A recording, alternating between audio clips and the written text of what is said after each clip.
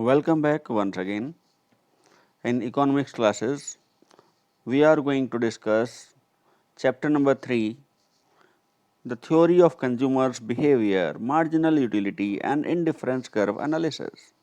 And in this chapter, we are going to discuss the topic consumers' equilibrium through cardinal utility approach, one commodity case. So, in that series, we are going to discuss first of all, we can discuss that whatever the statement of law. So, that utility maximizing consumer will be in equilibrium when he purchases that much quantity of a commodity where the marginal utility of a commodity equals to its price. So, what does it mean?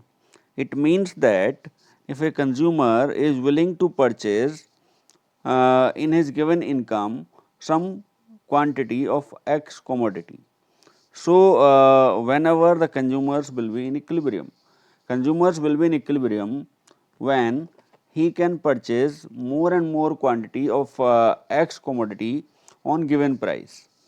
So, we can understand this concept easily. Whenever you are going to market and you are purchasing something, then you can purchase the thing in some more price. So, suppose that you are going to purchase a shirt, then whenever you are purchasing the first shirt, you need that shirt a lot and you can pay more than the price, and you think so that you have paid more than the price. So, how you will be in equilibrium? You can purchase more commodity in less price. So, for balancing the first one, you can purchase another unit or more than one unit in less price. So, whenever you are purchasing, suppose first commodity you have purchased on high price, second commodity you will purchase less than the price, then it will balance. Means total utility of that commodity will be equal to the price of the commodity. So, we can say so that when MUX is equal to PX, then consumers is considered is an equilibrium. So, very simply you can understand whenever you are going to purchase something and you need some quick purchasing. So, sometimes you can pay more than the price. So, whenever you are not in hurry, then you do not want to pay more than the price, you want less than the price, and if not less than the price, then on accurate price. So, whenever you are purchasing the commodity in less price and first commodity you have purchased in more price. So, you want to equalize that utility of the commodity, means less utility more price and more utility less price. So, we can say so average will be MUX is equal to PX, means utility of the commodity will equal to the price of the commodity. We can understand it simply by the example. So, suppose you are going to purchase shirts and utility you are getting in the terms of money. So, here we have taken that first unit of shirt you are willing to pay rupees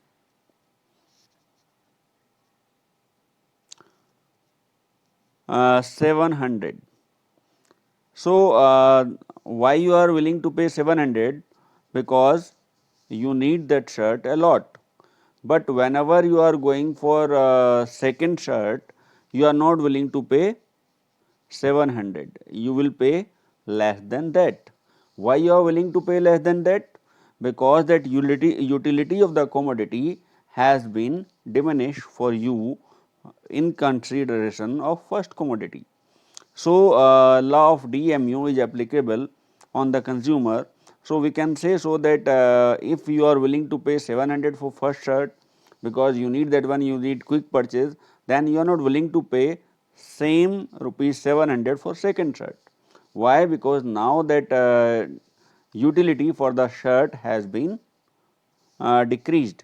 But if you are getting that shirt less than that price, it means that third shirt you are willing to get in price 600, or three shirts you are willing to get in 600 rupees price, then you can purchase 1, 2 and 3. It means that you have maximized your utility. So, we can understand it with the help of graph.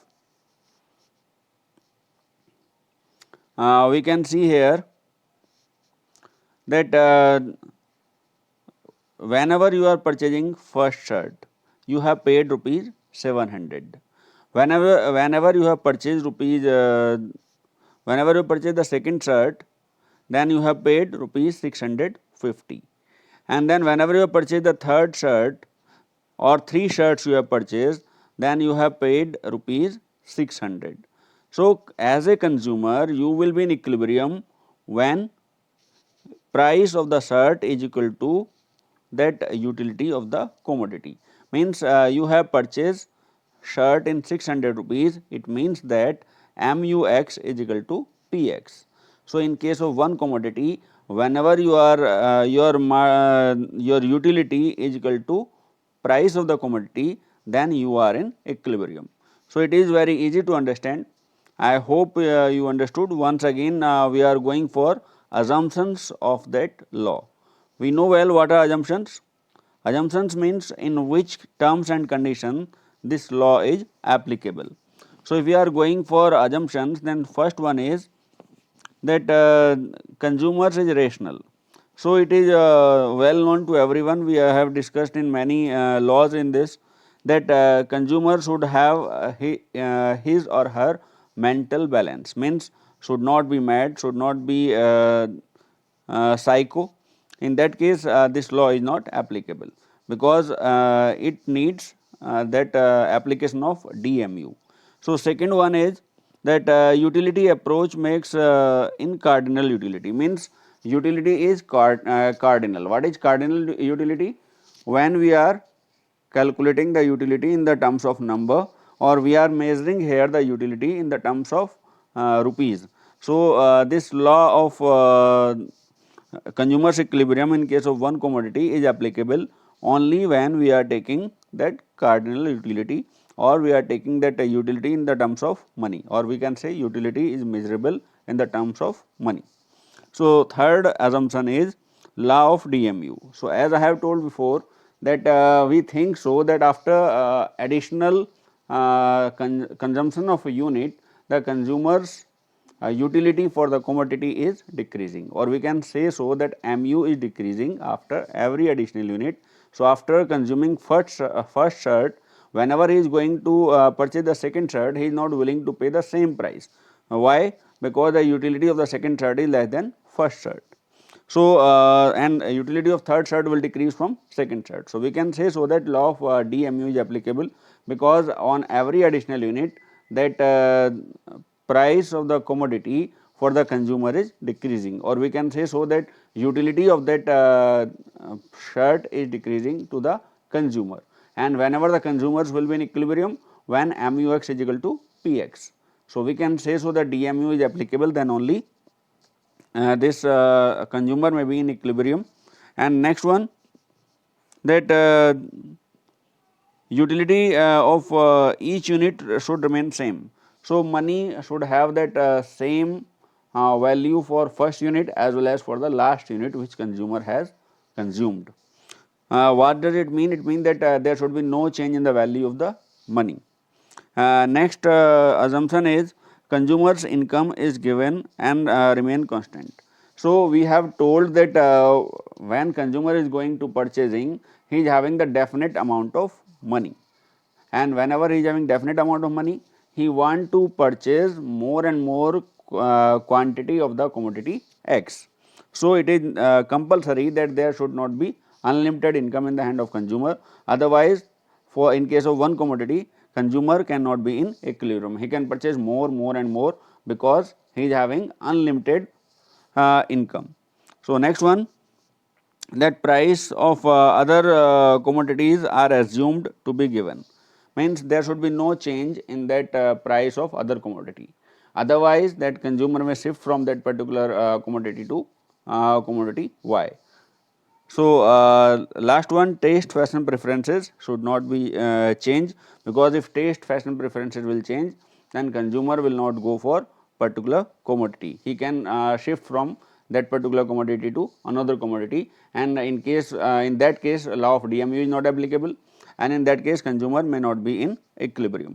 So, we can say so that for one commodity case, consumer's equilibrium depends on the utility of the commodity, and whenever the consumer is getting more and more utility, whenever he gets that utility of the commodity equal to the price of the commodity. So, if he has purchased one commodity on more price, so he want to purchase second or third commodity on less price, so that the consumer may be in equilibrium. So, that is all for today. Next topic we will discuss in the next video.